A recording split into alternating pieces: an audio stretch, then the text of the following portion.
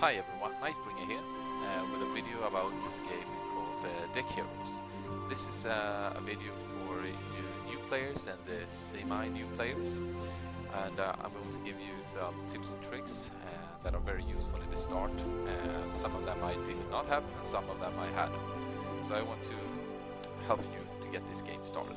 So, well, the first thing you truly have to do is to get level 30. Because for level 30 you will, almost everything is up, you can do everything in the game. So that's when the game starts to be fun. At level 20, already there, you can join a guild. In the guild you can buy 4-star shards, hero shards, which is truly great, because with a 4-star hero the games are changing. It's a new stage of the game which you will really enjoy. In the map you will face difficult maps, and afterwards you and your guildmates can pick shards like Anathema here or Ashbeast or something, and that's really improving your deck. You can also get 3-star shards, essence, and even 4-star creatures such as Panther Chief, Century Angel, and even Twins later on. And yeah, that's really what's great about the guild, and I'm gonna move on from there. And the second one is, you know, already know that this game is about energy. You get 2 energy every 10 minutes and you can have maximum 100. And you get refreshes here in God's Blessings 4 times during the day. If you can hit everyone, it's 120. And if you're a star member like me, I have you get 15 extra each time, so you get another 60 energy. Yeah, and now I'm going to show you where you can spend your energy and where I think it's worth spending it. You have the Explorer's map. You can beat stars here. I'm not going to show you that because that's going to take some time and you've already done it. You can explore like the whole piece. You've already done that before as well. And you can go into the maze and you can get a reward when you finish it. You roll a die and see how far you came, and you get a challenge or a reward. It costs you 4 energy each time.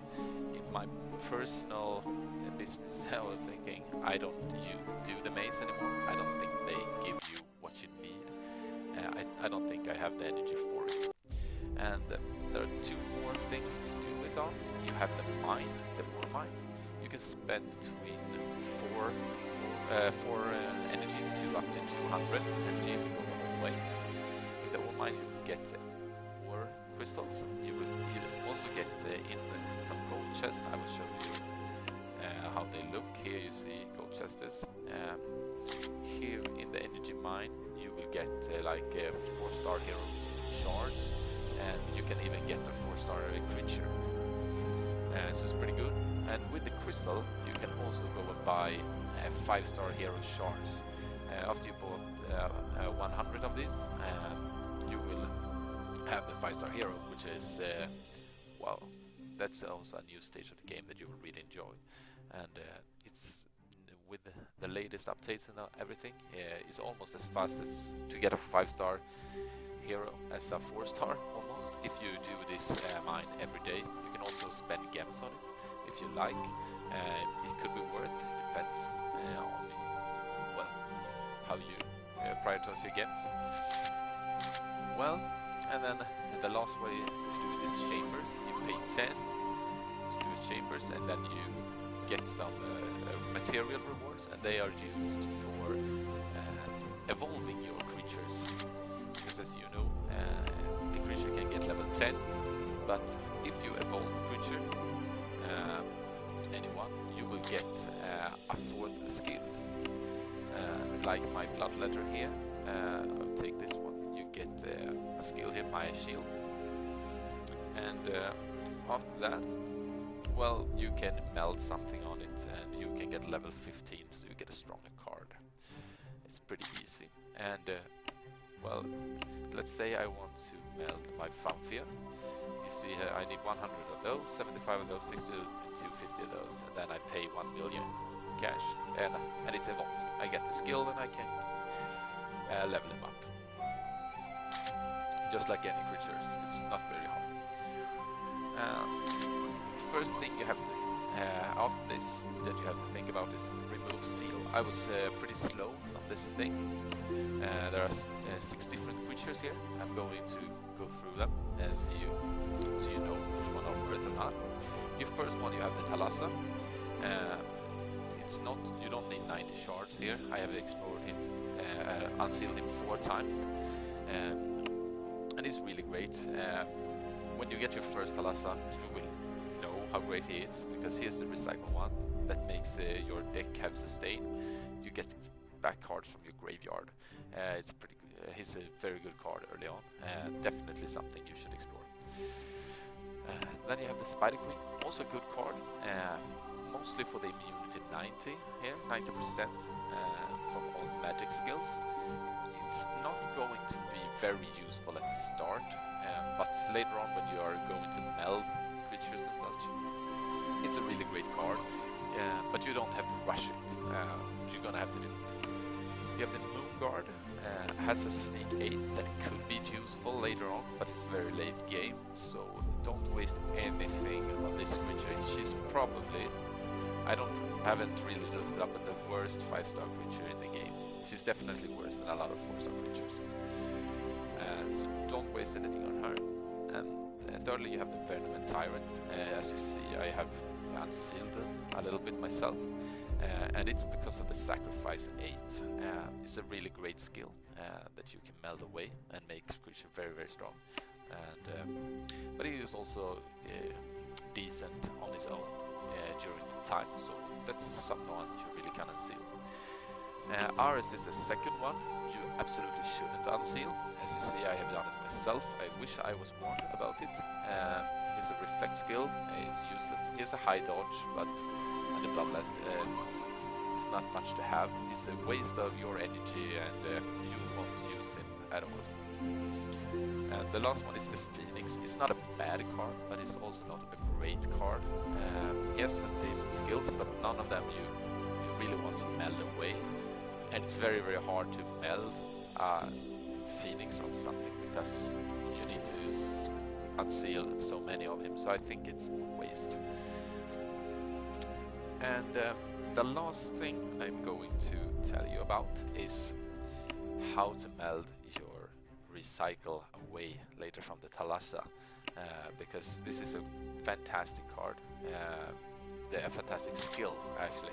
The rest of him is pretty bad, and if you have watched some other videos you will have heard that it's pretty decent to meld him on creatures like the Light Brave.